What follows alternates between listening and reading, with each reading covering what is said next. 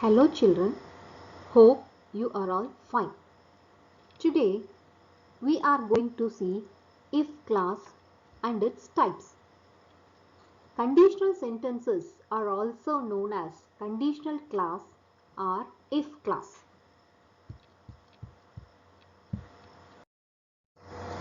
So, what is a clause? It is a group of related words. It has subject and verb combination, and it has a complete meaning by itself.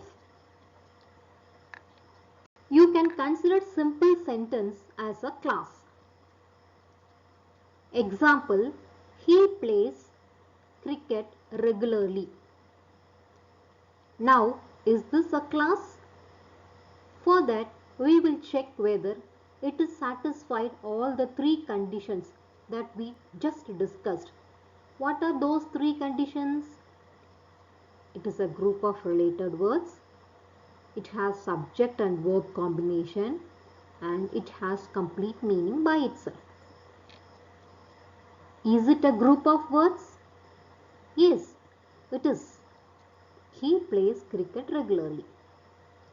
Here, he is a subject and plays is a verb. So, it has subject-verb combination. Now, we have to see whether it has complete meaning. Yes, it is. So, we consider this sentence as a clause.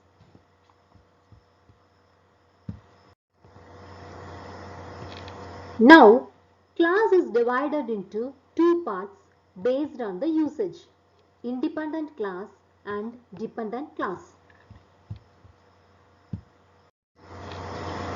Independent clause is also called as main clause or result clause. And independent clause is actually a complete sentence by itself. It does not need any other clause for its existence. An independent clause contains both a subject and a predicate, can stand alone as a sentence or be a part of a multi-clause sentence. For example, you may sit. Here, you is a subject. Sit is a verb. The whole sentence is giving a complete thought by itself. So, it is an independent clause. What is a dependent clause? Dependent clause is also called as if clause or subordinate clause. Dependent clause has subject and a verb, but it does not have a complete thought by itself, and it is dependent on independent clause or main clause for a complete thought. For example, wherever you like. Here, you is the subject and like is the verb, but it is incomplete and the whole sentence is meaning as well. Now, let's add a main clause to this clause. You may sit wherever you like. So, you may sit is an independent clause. Wherever you like is a dependent clause. Here, the entire thought is complete with one main clause or independent clause with the dependent clause.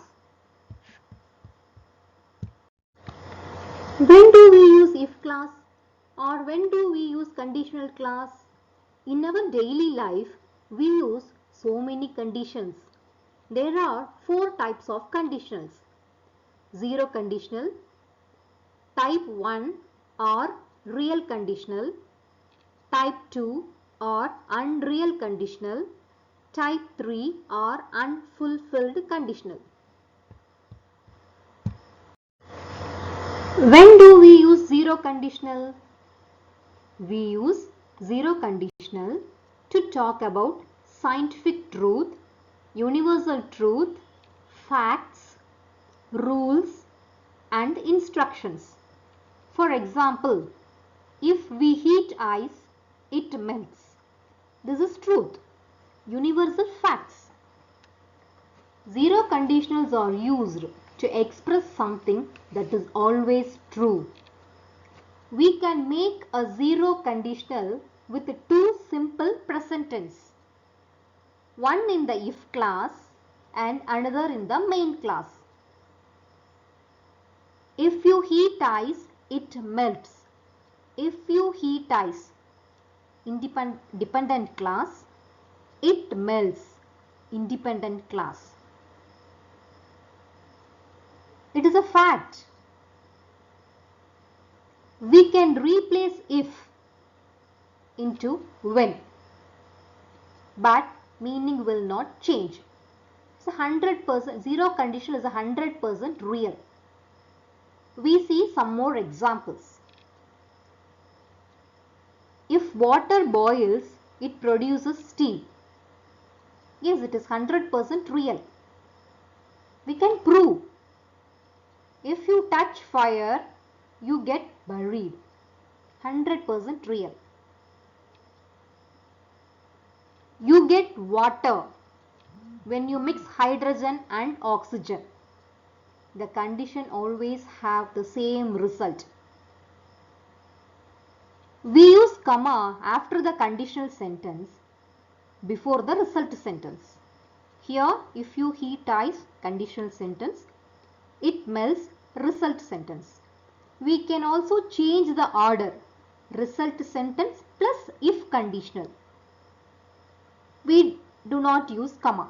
Meaning will be exactly same. It melts if you heat ice.